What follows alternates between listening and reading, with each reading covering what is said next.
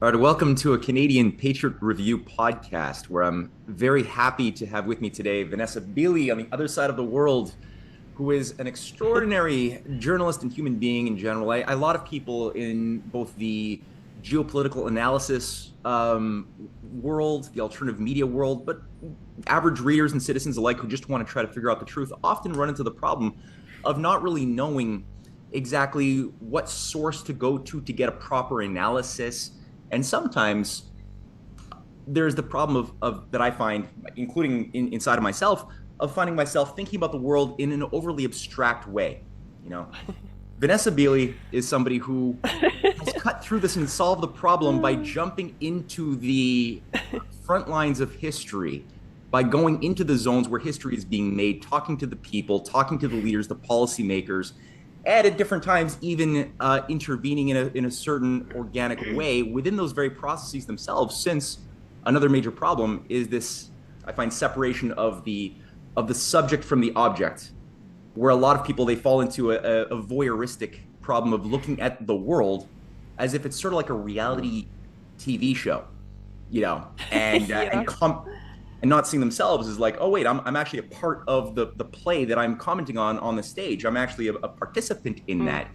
So again, Vanessa is based in Syria, in Damascus, I believe, and has just returned from Hmm. Ukraine, where she has, or now Russia, where she has Russia.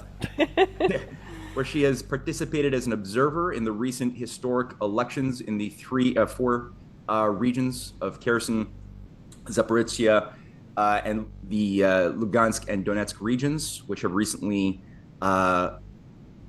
voted to join Russia for very good reason. She's received a lot of backlash for that, and today I'd like to speak to Vanessa about some of her experiences and some of the broader analysis. So, Vanessa, thank you very much for taking the time to talk about this today. Okay, as we said just before we started recording, I feel quite strange being on this side of the interview seat. And I just wanted to thank you for your description. I would also say my dearest colleague, Eva Bartlett, is another one who's spent actually way more time than me in Donbass. We were together in Gaza. She was in the occupied territories before that, and we were obviously together extensively in Syria. Although I do have to point out, people kind of assume we're joined at the hip, but actually we usually work in completely different areas and at different times. But people even mix us up, which is really weird because she won't mind me saying this. She's quite a lot shorter and dark and really skinny, and it kind of blows our mind that people even now still call me Eva and her Vanessa and vice versa. But yeah, so I want to give a shout out to her and to people like George Eliasson, who's been there for the last 10 years and has been doing, amazing investigative work from there. So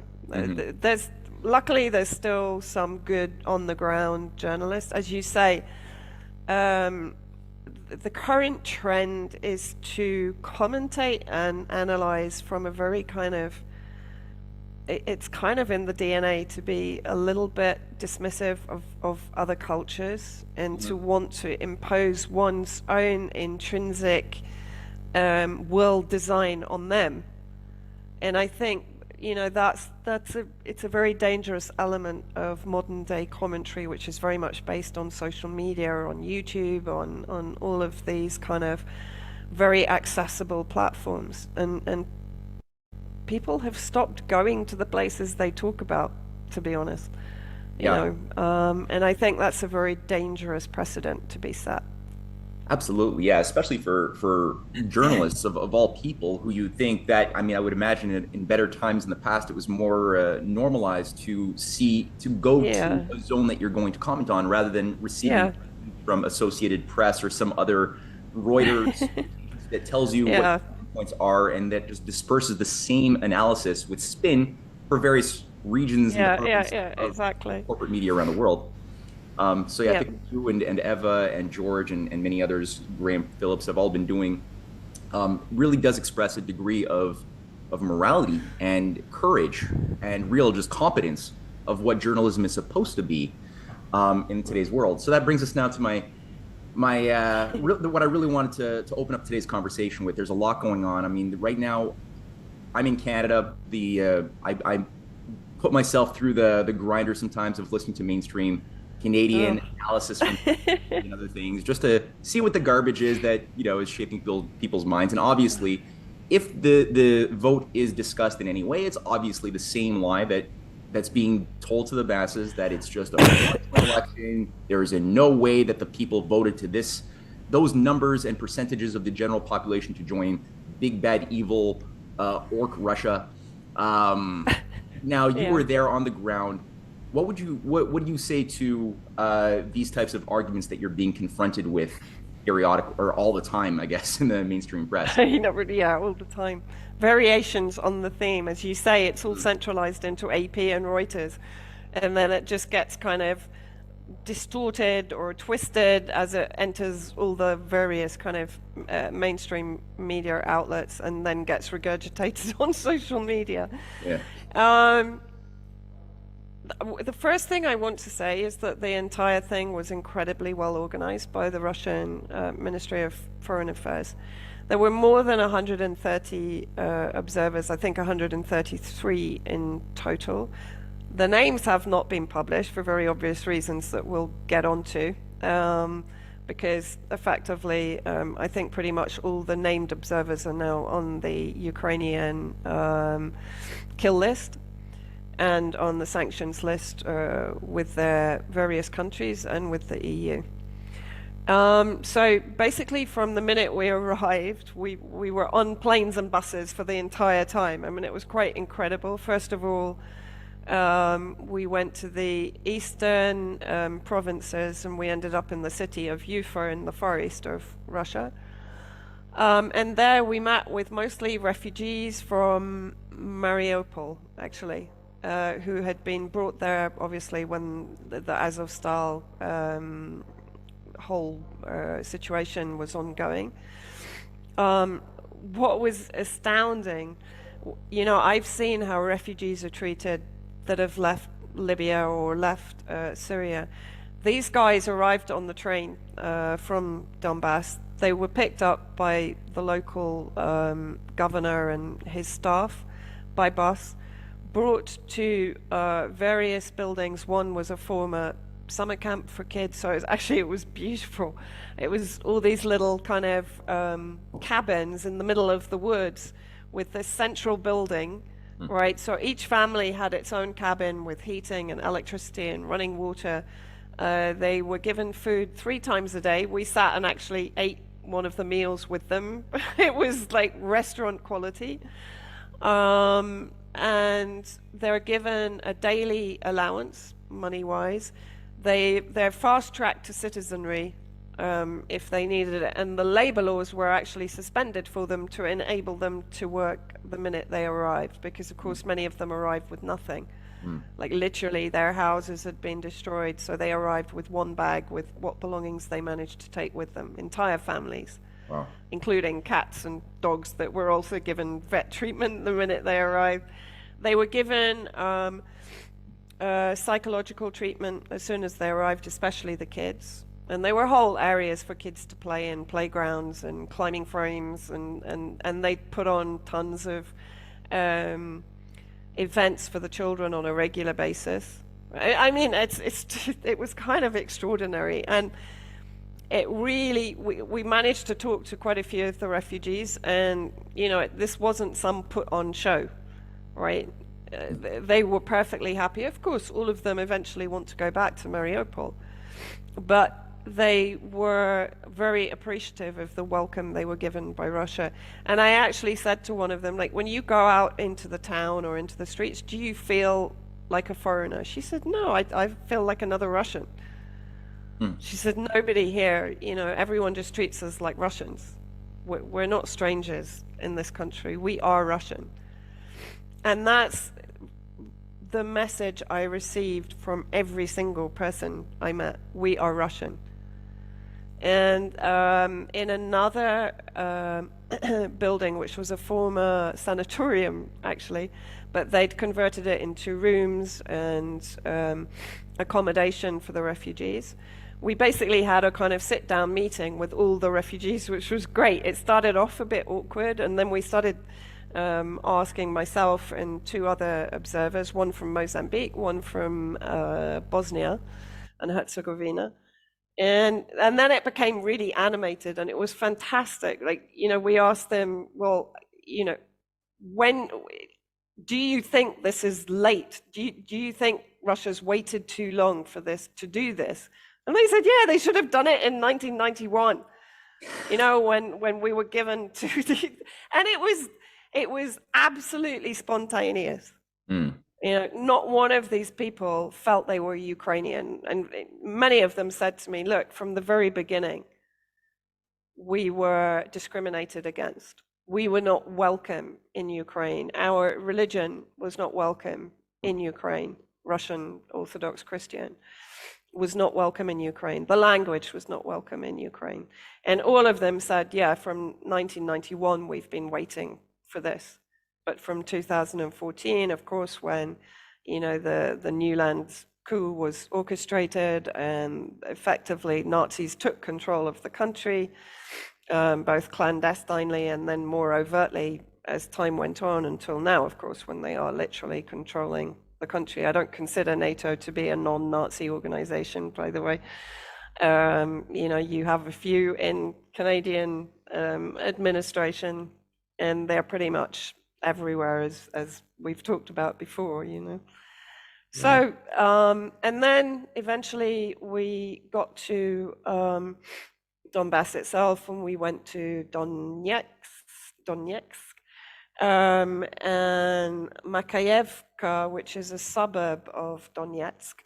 And there we met at a polling station. Again, one of the myths that is being promulgated by Western media is that everyone is being forced to vote at gunpoint. I mean, this just cracked me up from the minute I heard it, because if you could see the euphoria from these people, no one would come out with this crap. Sorry, it is really crap. And I mean, there were soldiers there. Of course there were. One, because SBU, the Ukrainian intelligence services, which of course is CIA, MI6, have infiltrated Donbass. There are spotters in Donbass, right, who point out targets for the Ukrainian forces to assassinate. So the presence of armed groups was inevitable to protect the voters and to protect the observers also. We were under threat, to be honest. But those soldiers were not Russian, by the way. They were local DPR or LPR defense forces.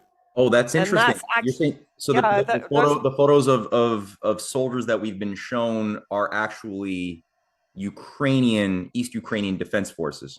Oh, that's interesting. Yeah. That's good. And because certainly in Donetsk, maybe in Zaporozhye, it's possible there are Russian troops there, because obviously they're defending the nuclear base from attack from the Ukrainian forces, right? And maybe also in Kherson. But in Kherson, 2 days before we got there, they targeted RT's journalist Murad Gajdiev in a hotel in Kherson. And they killed the two journalists in the room next door to him. His cameraman was buried under the rubble. They spent hours digging him out. Thank God he was alive. There, in those two places I didn't go to, and I haven't had time yet to ask the other observers if there were Russian troops there, but I'm guessing yes. But in Donetsk, I was told there's a total of 3 bases, and there's very, very little Russian troop presence there. Lugansk, I would say the same. So in Donetsk, it's mostly DPR, LPR defense forces. There may be some Chechens. I didn't see them, and there may also be some Abkhazian forces, because Abkhazia has been a strong ally for the Donbass regions from the beginning, actually. But no, they were all, and in fact, I asked the women who were in the voting rooms, like, did they feel intimidated by the soldiers who were standing in the room? And they just they just burst out laughing. They said, "Don't be stupid." They said, "They're our brothers and our fathers, you know, and our next door neighbors. They're our defense." Yeah. Of course, we don't feel intimidated. We feel protected. Mm-hmm. And I mean, the whole time that people were voting and counting afterwards, we managed to get to one of the ballot counts as well, which again, I have a video of it, which was given to me by the local media, but I was there. It was beautiful. I walked into the ballot counting building, and as you went in the corridor, I could hear this da, da, da. It was like a bit of rap music. I was like, what the hell? And literally, there was this whacking great pile of votes, and she's lifting it up and just going da, da, da. And I will never forget that sound. It was, and she was just grinning from ear to ear. And she was showing me ballot sheets where in the yes box, people had put a Z, or they had put a smiley face, or they'd put a heart. And she was just in seventh heaven. I mean, it was a wonderful moment to share. And at that point, out of 4,000 votes, there were 3,996 yeses and 4 noes. Wow. Wow. Wow. You know? Well, I liked the point you made a lot. A few days ago, I think it was on the UK column, you were giving your feedback on your experience, and you made the point that for anybody doubting that these results are believable, they need to only look 8 years ago when the same elections had effectively already happened in Lugansk and Donetsk, which voted overwhelmingly to secede from Ukraine because this is a population of ethnic Russians. They've been abused. They see what the Nazi plague is, the manipulation of the West, and they voted on their own, begging for independence, which has gone unheard for 8 years. So this has already been done, and there was no Russian military anywhere in the region. They just were looking out for their own survival. And also, people, there's been a running argument on Twitter about were they free and fair? The result couldn't possibly have been this high. Well, if you go back to where Yanukovych won and look at his majority in Donbass, you can believe that now it's because, of course, he represented very much the Russian allegiance, right, before he was overthrown. And in Donbass, he received an overwhelming majority. Why? Because those, as you said, are Russian speakers. So that was even pre-2014, right? And in 2014, this is another point to make, because everyone is kind of, I think it's Elon Musk that is now putting out, well, have the elections again, but have UN observers. Well, hang on. In 2014, they asked for UN observers to go, and they asked the OCSE to go. They refused to go. So, you can't have it all ways. The people have made a decision. Let's look at Kosovo. There wasn't even a referendum in Kosovo. Yeah. Let's look at Golan Heights that Blinken is dismissing as being okay because it's good for Israel. Well, it's this double game the whole time. Let's look at the number of troops that now that America is moving into Germany, or that it has in Latvia, Romania, Poland, Lithuania. What's different between that and Russia putting troops at its own border, which is under direct threat? Yeah. There's no difference, but it's okay when it's NATO or when it's the West. It's not okay when it's a country that is a threat or perceived threat to Western hegemony. Right. This is the point. Yeah. Well, Putin. I was reviewing his September 30th speech, where I found it very enjoyable. I had to crack out laughing a little bit when he talks about the rules-based order, and he asked, like, well, what the hell is that anyway? Who voted? Who decided on these rules? Who saw these rules? And he nailed it when he said, like, really, these are obviously just a cover for double and even triple standards. Like, good for me, but not for thee. And as you said, like even the head of Kosovo, I forgot her name now, the president of the self-professed president, has come out saying, we will never recognize these fraudulent elections. We respect the integrity. What the hell? Ukraine. It's like, who I mean, are you? What is Kosovo at this point? yeah, or even, even Israel came out with it, didn't it? And it's like, hello, Palestine? Like, Golan Heights? Yeah, they just have no mirrors. Turkey is NATO member state is annexing parts of northern Syria. Right. US is annexing parts of northeast Syria. Right. And trying to declare an autonomous region in the northeast. Newland's come out and said that that's what they're trying to do. Yeah. Right? Yeah. They already did it in Iraq with Kurdistan, Iraqi Kurdistan. Why? Because in Iraqi Kurdistan were all the oil resources. And funnily enough, Iraqi Kurdistan wasn't put under sanctions when Iraq was under sanctions. Right. So it's, and now we're in this kind of crazy paradigm of sanctions. It just reminds me of Alice in Wonderland and the Queen of Hearts and off with her head. It's like, sanctions, sanction them. It's really becoming like a kind of Monty Python sketch. You disagreed with me? Sanctions, sanction her, Yeah, was it like the Black Knight? That'll just like fight to the point of not having any more, and he'll just bounce around that one leg with full arrogance, not realizing that he's done. God. Yeah, exactly. It's totally that, the Holy Grail, the Holy Grail of sanctions. Yeah, no.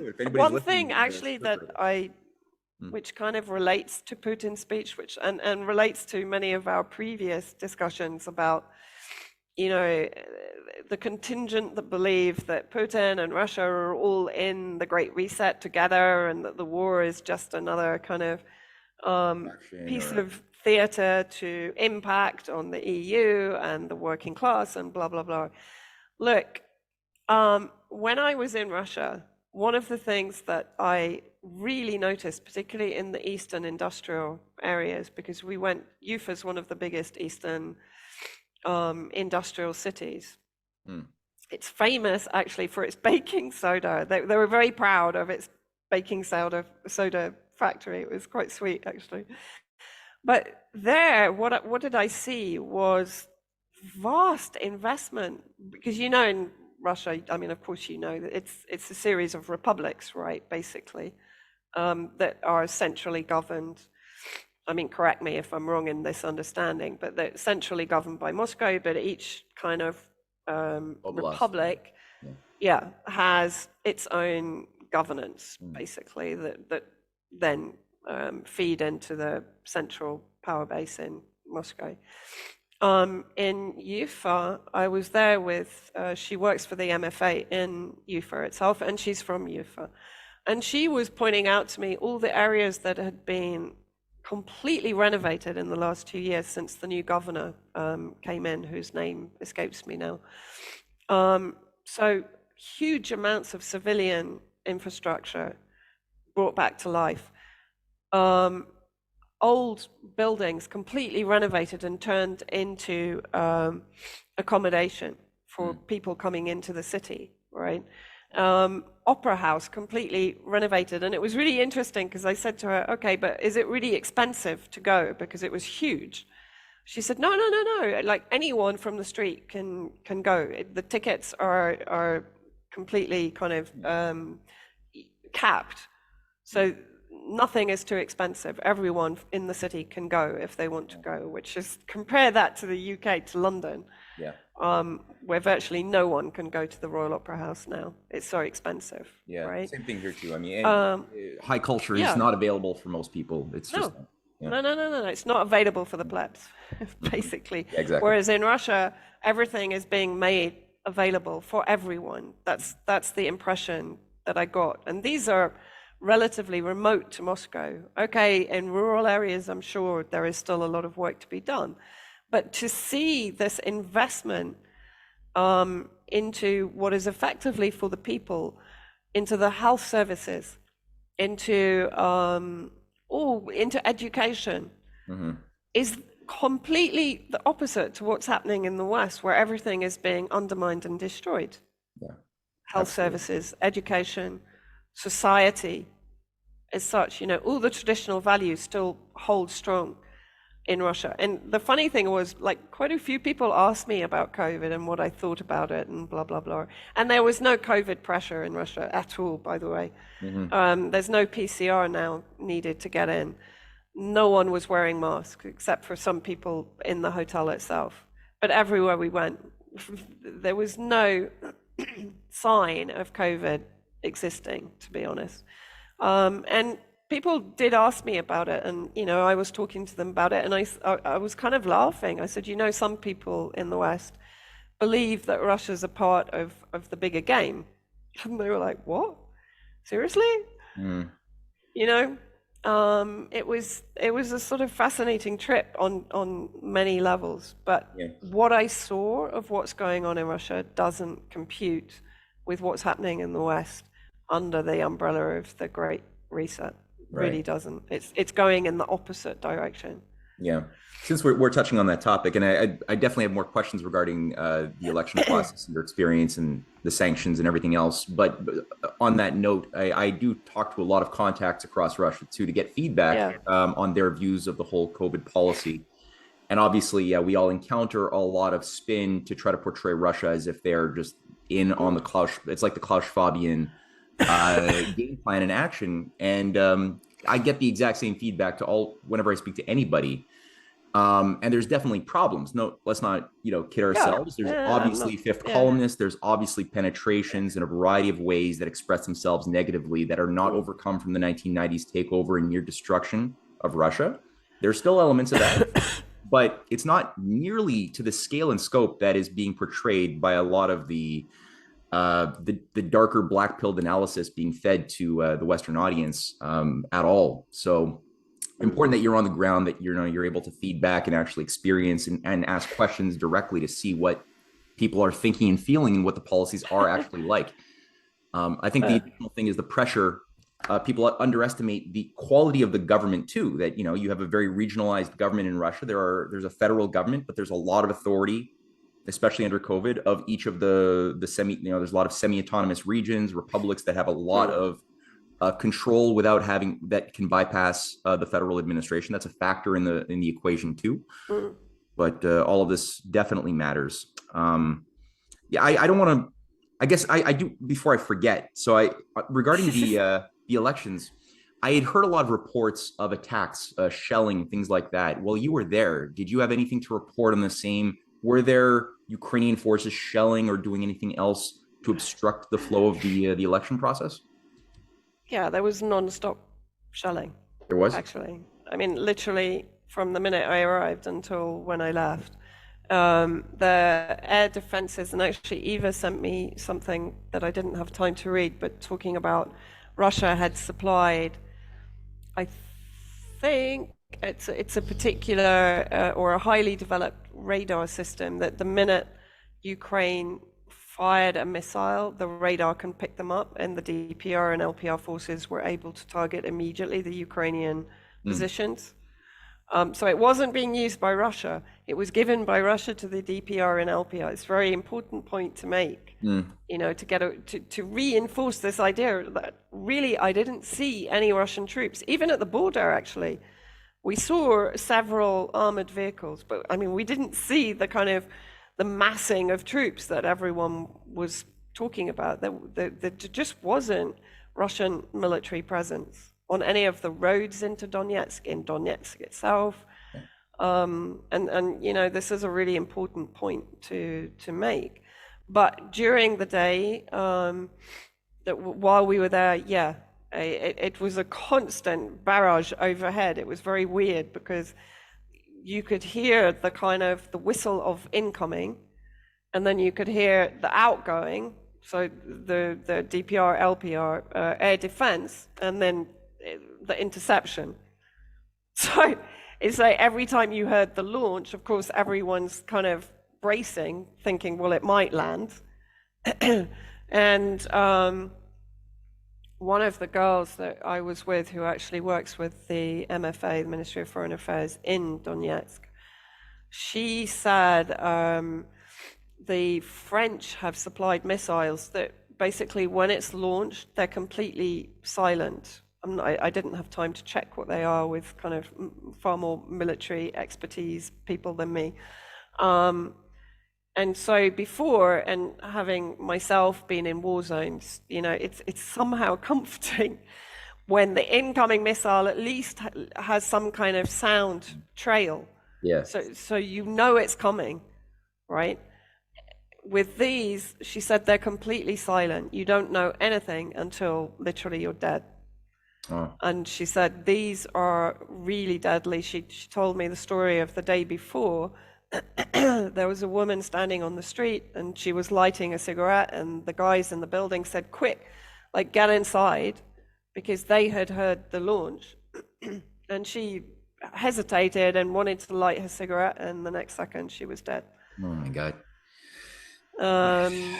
So, and Eva was there when I think it was 13 people were killed outright in one missile attack. And then, of course, the use of petal mines is, ubiquitous in Donetsk in particular. They're everywhere. Mm-hmm. And, they're tiny mines that if you tread on them by mistake, and they're the color of dead leaves. So you imagine coming into autumn when it's wet, or when you can't, or in snow, because that's coming fairly soon, you won't be able to see them, and if you tread on them, you lose your foot. Or especially children, they'll can be killed by them also. And I think it takes 5 kilos to set them off. And are these illegal weapons? Yeah, absolutely. Absolutely. In civilian areas, yeah. Any kind of cluster bomb like this, which is effectively, I think it comes under that cluster bomb munition family. They should never be used in civilian areas, ever. But this is another point that I want to make. Everywhere we went, and afterwards they took us for a tour at all the areas that had been targeted, and also for people to understand the danger of the kill lists and the SBU infiltration, because not so long ago there was a former British MP and I'll call her an author, but I mean chick lit author, Louise Mensch on Twitter, who effectively doxed Eva to the special forces, the Ukrainian special forces. Now, one day later, the hotel that Eva was in was targeted. Right? Yeah. So these, people need to really understand this is high risk. Being put, I was on Al-Qaeda's kill list. I never really took it very seriously because they're pretty useless. But the SBU you're talking CIA, MI6. And if you look at George Eliasson's work from 2015, he talks about this guy, Joel Harding, who's special forces, CIA, Pentagon, connected into the State Department, etc. And he was basically, from 2015 onwards, he's in charge of the cyber war in Ukraine, right? And this guy is seriously dangerous, okay? And the SBU is something like 3 times the size of MI6, by the way. So that gives you an indication of to what extent it's being weaponized by the West. Yeah. So this is kind of, it's professional hitman. Yeah. Yeah, that's no small So one of these. yeah, we're not talking joke hit lists here. We're talking the real. I mean, I really do worry every time Eva's there, because any of them, George has come under threat many times. Graham, all of them that are actually on the ground in Donbass are targets. Yeah, absolutely. And no, I mean this brings up, I guess, another element of this, which involves the role of Nathalie Loiseau, a high-level war hawk, who was very close to Macron, played a very, very powerful role within the French government for some time, and has some strange connections that I didn't even know about until I read your report on her, to the White Helmets and to other regime change operations that had targeted Syria for some time. Now, Nathalie Loiseau has even come out recently circulating a I don't want to call it I guess a letter amongst various European Union parliamentarians and others to try to get all of the observers, I believe, targeted for various types of sanctions, but you specifically, she drew special ire for. Yeah. I was wondering if you could say a little bit something about her and why she would possibly want to target you so much, so much. Why didn't she like you? I have no idea. No, basically, Nathalie Loiseau is really, she's a really special piece of work, actually. I mean, she has a very long history of very murky, shadowy dealings, right? She almost destroyed Macron's campaign when it came out that she had denied that she was part of a youth far-right movement, let's call it Nazi, in France. And she basically denied it when she was asked about it by the media. And then, of course, it came out that it was undeniable. She was caught up in the extraordinary case of a French Foreign Office employee, Françoise Nicolas, who was based in Benin in Africa and who uncovered embezzlement by the diplomatic team there, and she reported it, and she had an attempt to murder her by one of the employees in the Benin embassy, who was interrupted by a cleaning guy who heard the scuffle and came in and pulled the one woman off Françoise Nicolas. And then Nathalie Loiseau basically covered the whole thing up and was involved in the discrediting of Françoise Nicolas, describing her as insane, basically persecuting her for many years. I think the event happened in 2014, and she's still struggling with court cases to bring them all to justice. So that was, and I'm in touch with Françoise Nicolas. You know, she's someone of unimpeachable character, described by all her employers previously as quite brilliant and exceptional, etc. And then suddenly she became a raving lunatic overnight when she had a murder, an attempt on her life. Yeah. And then, of course, fast forward to Syria. And Loiseau was instrumental in facilitating the unlawful aggression by the UK, US, and France against Damascus after the Duma chemical weapon sham, which of course has been proven to be a sham by the dissenting OPCW inspectors who disagreed with the final corrupted report. Mick Wallace and Claire Daly, who have championed the cause of the OPCW inspectors in the EU Parliament. But she also has very, very strong ties to the entire complex that ran the PR and established the White Helmets inside Syria. So here's the rub. Basically, my article was exposing all of her connections and exposing her basically being the number one voice that gave credence to the idea that the Syrian government had used chemical weapons in Duma, which of course is an outright lie. I mean, she talks about sham referenda. Well, she's done nothing but produce shams for her entire career, right? Or defend them for her entire career. And so basically what this letter was, because yeah, she did mention the other observers, but my name's at the top, and she calls special attention to Vanessa Beeley because of my role supporting Putin and supporting al-Assad in Syria. So this is an abuse of power for a personal vendetta. Yeah. Right. And that personal vendetta, of course, also comes from the White Helmet handlers. Through her, they saw an opportunity to finally, stick the knife in, basically. And on the same day, I appeared on the Ukrainian kill list.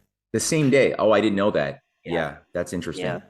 Okay, yeah. Because I mean, you have here the Institute for Strategic Dialogue. I know that I've read a little bit writings on that, run by this shady character, some British-based Syrian expat who have been working with the White House, providing all sorts of propaganda and other forms of support which labeled you Uh, one of the most prolific spreaders of disinformation on Syria at a certain point. That's in bed with Loiseau.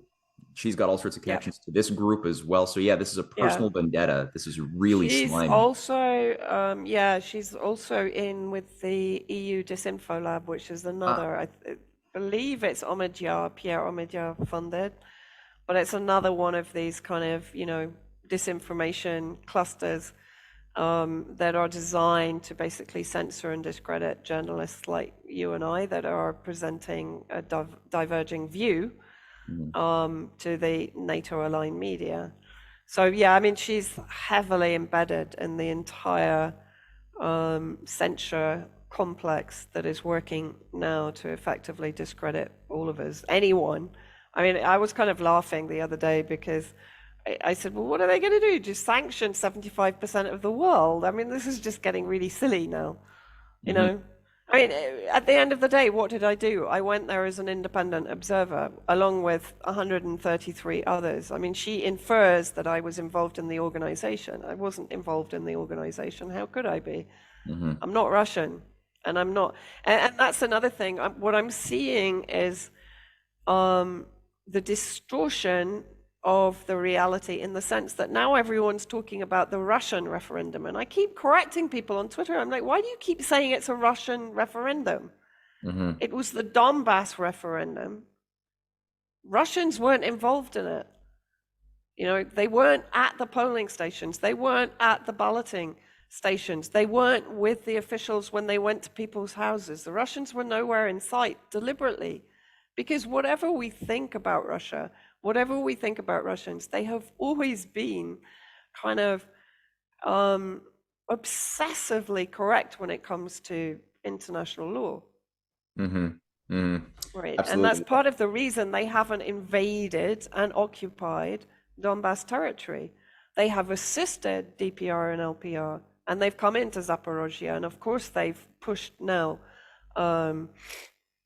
Ukrainian forces out of areas of Donbass to protect the people of Donbass.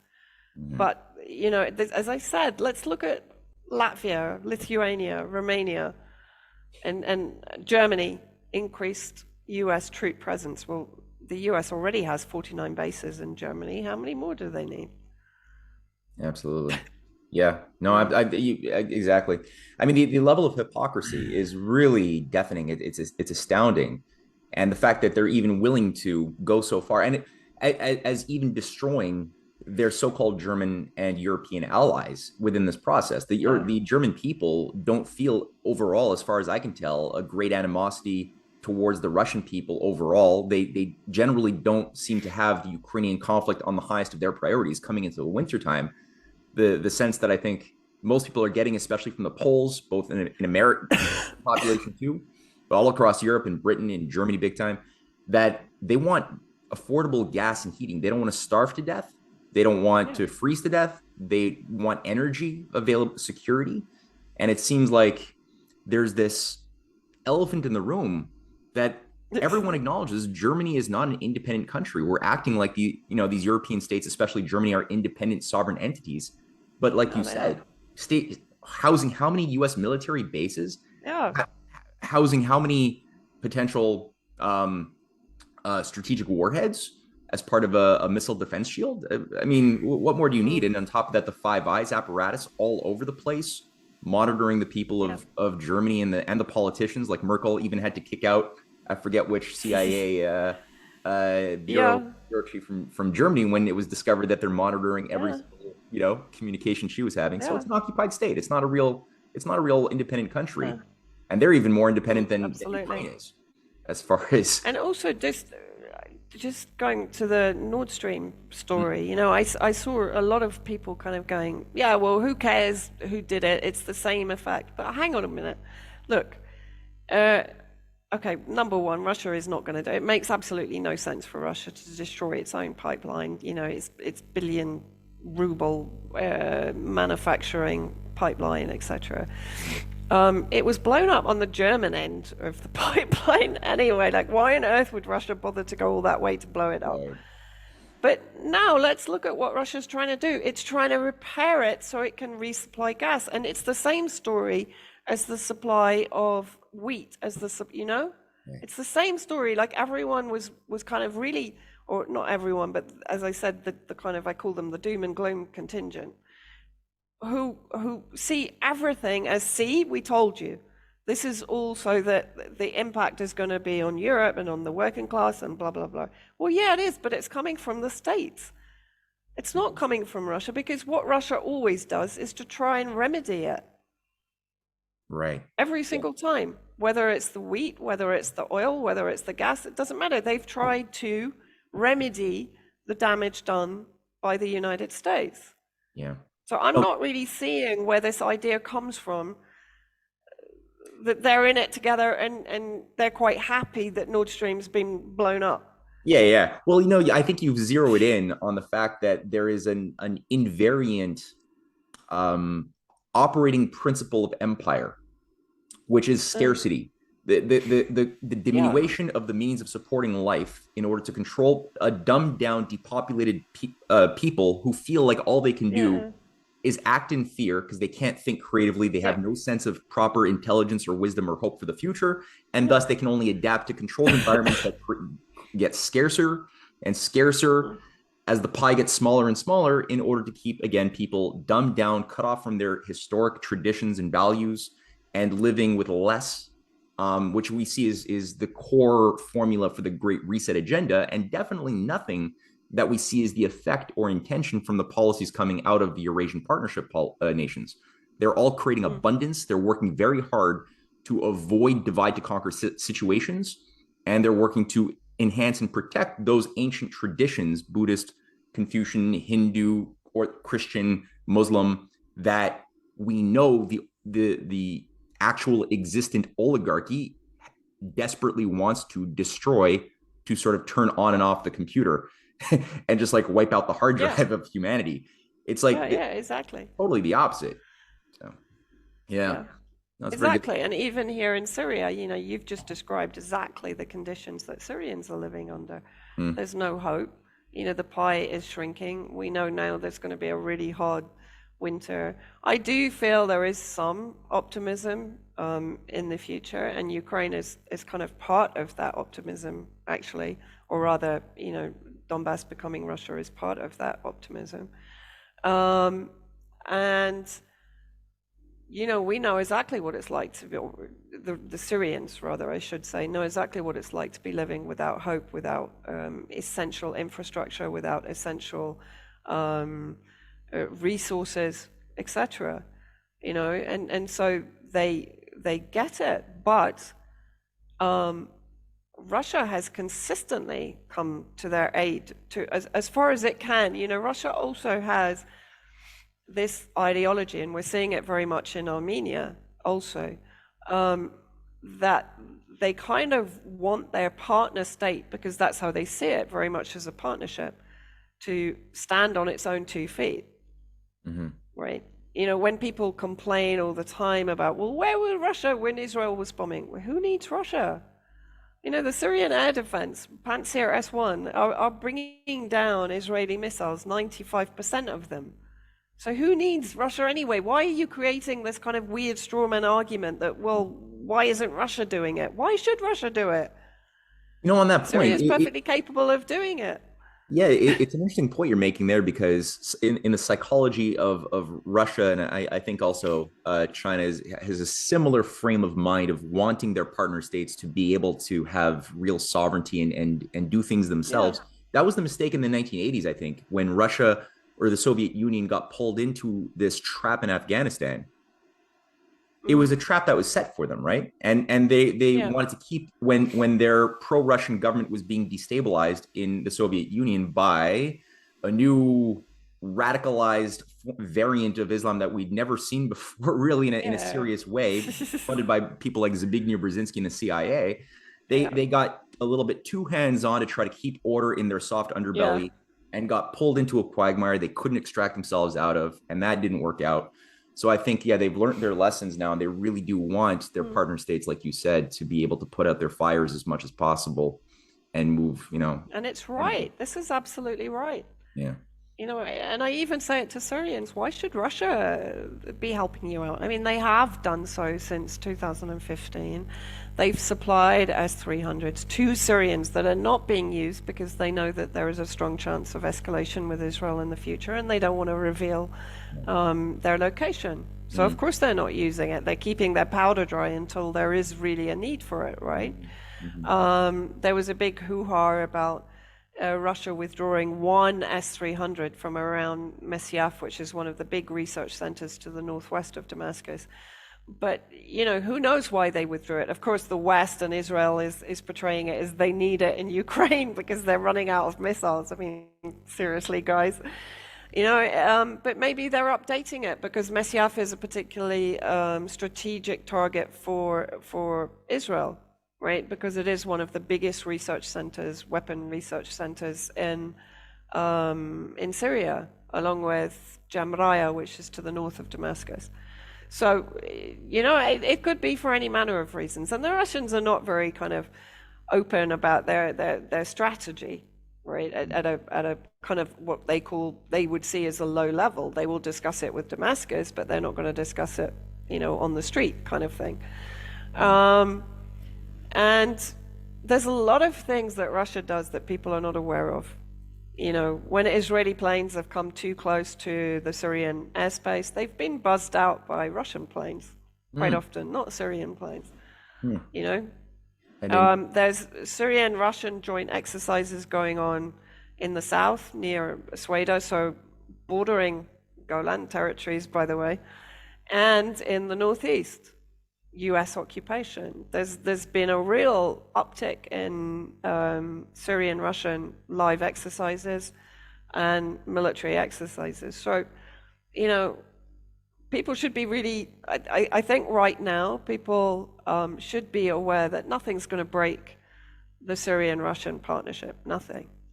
Right? No amount of disinfo and Israeli propaganda and Western Pentagon propaganda is having any effect here. Of course, what they want to do is to plant the seed of doubt in the minds of Syrians. That's what they want, right? Well, why are we doing all this for Russia? What, this kind of thing. So they want them pissed off about that. And why isn't Russia doing more to help us, etc. That kind, they want to create that kind of effect. And it's to some extent working because people here are so under pressure. And the natural inclination is to find someone else to blame. Yeah. Well, you see the same formula applied across the board. We see it in Iran as well, where there's obviously economic scarcity, a very terrible situation. Can it be said that that's the fault of the Iranian government? I don't think so when you appreciate the global economic warfare that's been applied. Yeah. But a lot of people don't really understand the top-down situation, the global chemistry, and so they find themselves out in the streets calling for the toppling of their government and not realizing that they're actually servicing an interest that really doesn't care about them at all and is willing to throw them away as soon as it's expedient, as in the case of, again, every nation, it seems, where NATO or the Five Eyes has fingers, which is almost everywhere. Yeah. Well, I mean, in Iran, of course, it's the MEK, another terrorist cult that is being weaponized by the West, right? Yeah. So that's what you're supporting. And actually, I was really depressed to see Roger Waters come out about the girl that was allegedly beaten up by the police. And I mean, the video is out there that she had a heart attack in the police station and they took her to hospital. Yeah. Yeah, I saw that. I was really like, Roger, come on. Like, you've been on target with everything. Please don't do this. Because seriously, but yeah, the thing is now they're kind of lighting the touch paper pretty much everywhere. I'm waiting for Serbia and Hungary to kick off in Europe also, because that's a scary one. Yeah, they're the only two independent. Well, Serbia is independent through the people, not through the government, because Vucic is Tony Blair's guy, right? But in Hungary, whatever you think of Orban, he has the notion of sovereignty correct, right? He's a patriot. He protects his country, first and foremost. So, for sure, Hungary is going to be picked on at some point. No, it seems like everywhere there's little ripples figures culturally, Yeah. historically. They're being just hammered at right now. Armenia, Azerbaijan, Tajikistan, Yeah. Kyrgyzstan. I mean, you've got so many different points, and they're putting. I think the oligarchy has a certain Yeah. insecurity right now because their script isn't working the way it was supposed to. They're running out of there. There's a certain timeline shaped by the Mm. breakdown of the financial system in the West too, which is accelerating fast.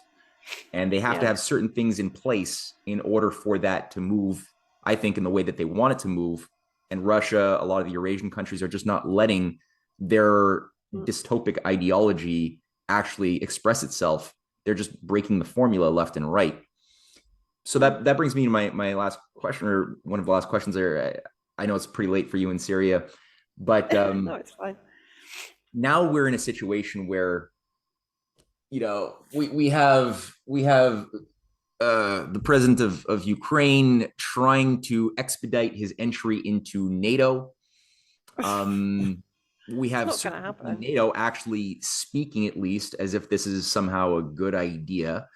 But then there's other things like the Michael McFaul admission that I know you posted on your Telegram channel a while ago, that actually we've been promising Ukraine entry into NATO, but It's never going to happen. yeah, it's not going to happen. So what do you think? Do you think that they're crazy enough to actually allow Ukraine into NATO, at which point Article 5 is invoked and it's World War III? Or no, they're not gonna do that? No, because I honestly don't think NATO officially wants to come up against Russia. Because as soon as that happens, then people are going to have to align. China's going to have to align. India's going to have to align, and then we really are seriously into World War III. I mean, for me, we've been in low intensity World War III for a number of years now. Yeah. But then you're talking high intensity. And I wouldn't say they're not stupid enough to do that, because looking at the leadership in the West, yeah, we are stupid enough to do it.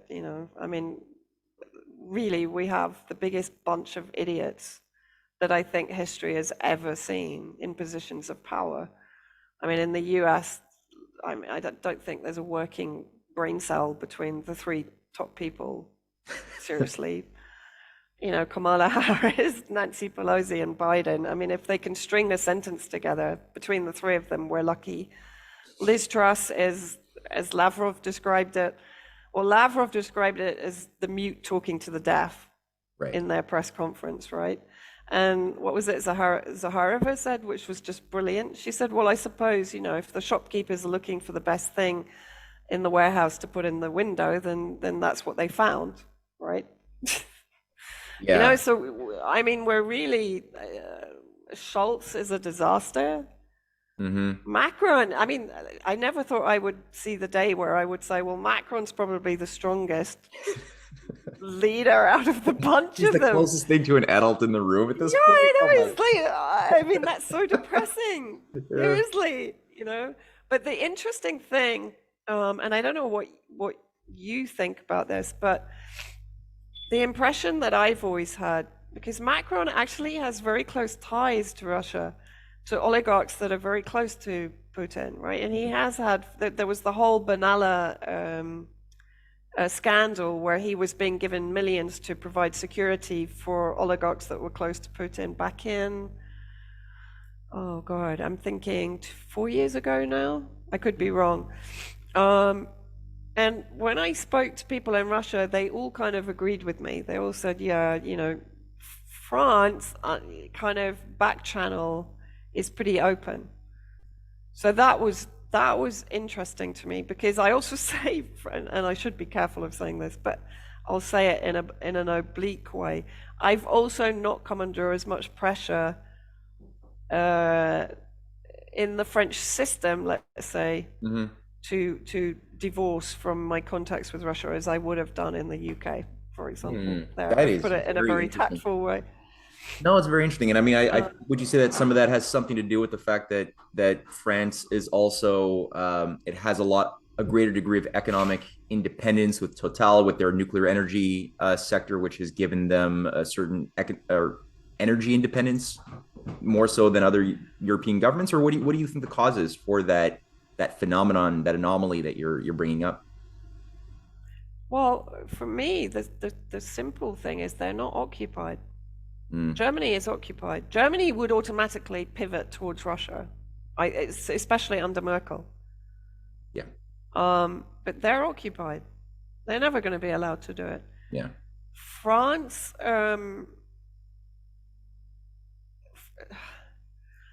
France has a higher degree of sovereignty, I think, than Germany, Mm, right? And oligarch to oligarch, I don't think they're stupid. I think they see that in the future they need good relations with Russia. hmm hmm Yeah. Well, I think, yeah, De Gaulle also did a lot to shift the culture of France economically, the business culture, the general people, and the statecraft away from this sort of pro-NATO orientation. And it was only in Mm, 2009 that France was mm, actually brought back into NATO under Sarkozy. But yeah. that's many decades, whereas Germany was always locked in to that beast since Mm, the very beginning and never had really any flexibility mm, outside of that cage. So that's a good mm-hmm. point. Hmm. Well, Yeah. now Zelensky has said we're not going to even No. allow for anybody to speak to Putin to negotiate, even though Putin has said, Yeah, I saw that. yeah.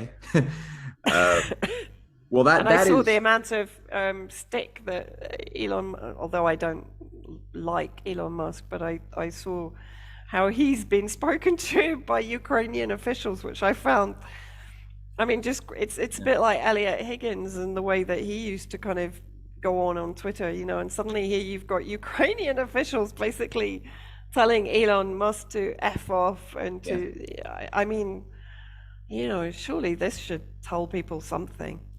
Well, you know how I see that.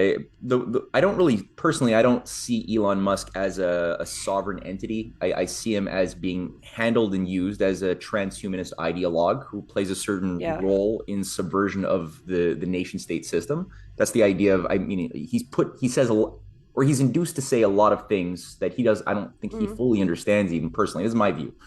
Yeah. Um, but a lot of anybody who sees that there has been a destruction of technological and scientific progress resonates very much to the very same things said about the need for magnetic levitation rail. Why can't we go to space? Why can't we do the things we used to be able to do?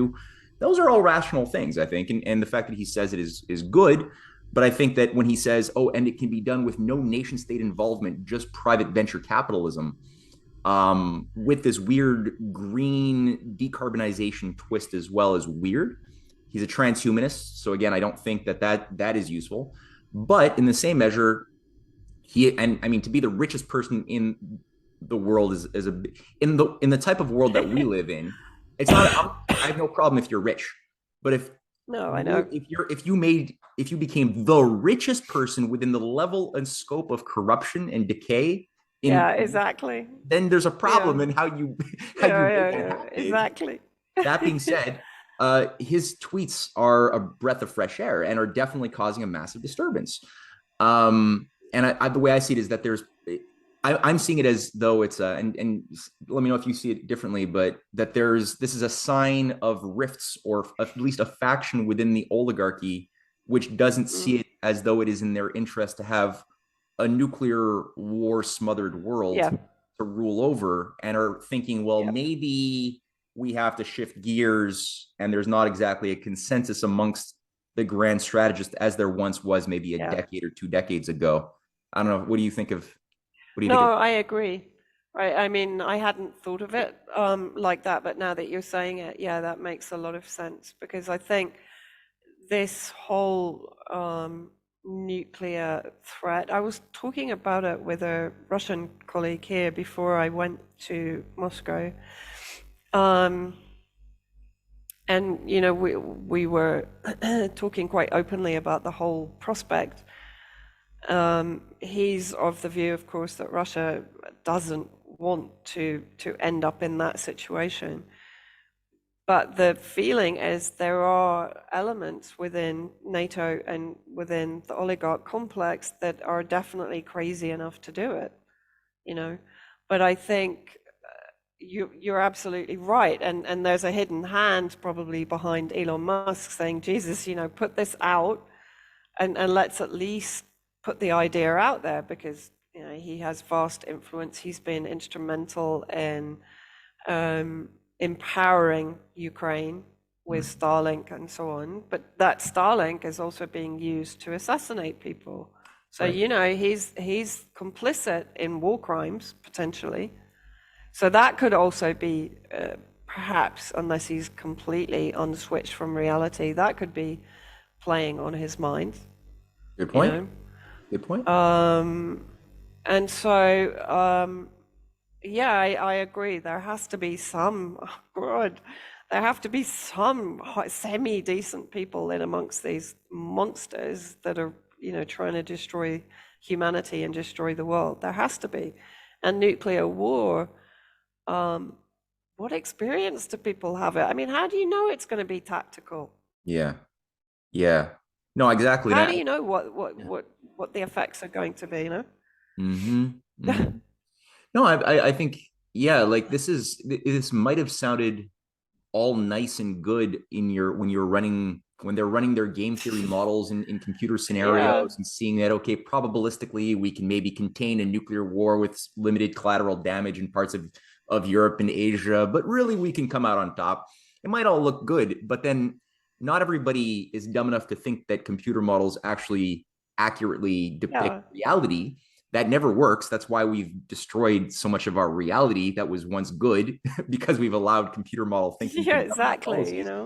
And now I think, yeah, probably Uh, some people, I would like to think that certain influential figures within positions that matter in the West are thinking about at least their real self interest a little bit. I'm not expecting these to be good people, but just no. think of your self interest from a legit standpoint. Is it the case that you will benefit by allowing the unbounded unleashing of nuclear warheads all over the earth? I don't, Mm. I don't think that they, I don't think so. So Well, I maybe. mean, I mean, do they really want to potentially destroy half the planet? I mean, it's a bit like, what was that? I can't remember if it was with you, I talked about it, but that chemical experiment that was carried out somewhere in the States. And I think in the 60s or something like that. My mind's a bit foggy. Hmm. And they basically thought it would be in a controlled area, right? And so they released these toxins, and on that particular day that they released them, there was a The wind sudden just blew wind in another that came direction. in, and it like Uh, spread it across 3 states, and it oh, hospitalized like tens of thousands of people. I never heard of this. That's wild. I think it might have been George Eliason that told me about it. I'll check it out, because it was really fascinating. I mean, obviously it was long before COVID. Hmm. Um, but yeah, it was supposed to be a kind of controlled experiment, and it just went completely out of control because of a weather change. Yeah, yeah, yeah. Yeah, exactly. So none of these things can be predicted on computer. I mean, we should know that from Alex Ferguson and his predictions for foot and mouth and swine flu and bird flu and COVID, which have never ever come true. But that's for another reason. But all of this modeling is ridiculous. Hmm. It's, as you said in the beginning, until you really experience, what was it? It was John Pilger who said, and I think about Vietnam, he said, until you've seen children torn apart and flayed alive by napalm, what you're saying is utter claptrap. Yeah. Yeah. And it's absolutely right. Until you've lived through war, until you've experienced the horrors of Nazi ethnic cleansing or Al Qaeda ethnic cleansing programs, it's very hard to empathize with it. And I think that's where this disconnect is with understanding what's going on in Donbass. People don't empathize, even with Palestine. People want it to be peaceful. They don't want violent resistance to be a thing. But they don't understand that you can't resist evil unless you fight back. Hmm. Hmm. Yeah, evil will never just go. Pacifism is a Western privilege. Well, I think everything has to be used within context, and Yeah. context determines everything. And sometimes, yeah, I mean, like, could the American Revolution have been a success had they just gone for peaceful nonviolence? No, not a chance. Not a chance. No. And freedom is generally something you have to fight for. It's not given to you. In that sense, it has to be done wisely at the same time, because people who get too romantic and don't take the time mentally to map out and understand their environment, and they try to go into some sense of action, violent or otherwise, make a mess of things, and usually don't end up serving their actual ideals and interests in the long run. That said, wisdom has got to be key in defining anything, peace or war. Yeah, exactly. Yeah. So what do you think? Last question. Now, officially last question. I know you got to. So Zelensky or Putin, who's going to go down first? Zelensky says, I'll only talk to the next Russian leader. And the Russian. Yeah, good luck with that. We'll talk to Zelensky if he changes his mind, but otherwise, we're happy to talk to the next Ukrainian leader. I think Zelensky's taking a very long walk on a short plank right now, to coin a phrase. There's definitely, his usefulness is wearing thin. Yeah, I would be very careful if I were him. I have very little sympathy with him, because the guy has laundered so much money and basically, pimped Ukraine to NATO, sold off most of its agricultural land. I mean, he's absolutely raped and pillaged that country. Yeah. At the behest of his oligarch owners and handlers, But no, he's not gonna last long, because he's not even well liked, I don't think, by his own armed forces, and even the Azov just see him as an idiot, as we saw, when he tried to stand up to the Nazi brigade. Oh, his little 24 hours of courage. You can't talk to me like that. I'm very successful. I'm very small, but you can't talk to me like that. Oh, it's pathetic. No. All right, well, we live in interesting times. Vanessa, thank you for making this much more coherent and more interesting by understanding what is actually going on. I'm looking forward to future conversations, and I know you have a lot of work to do. I'll thank you again for doing for taking the time today. Thank you so much, Matt. It was really nice chatting with you, and speak to you very soon. Take care. Bye. Bye.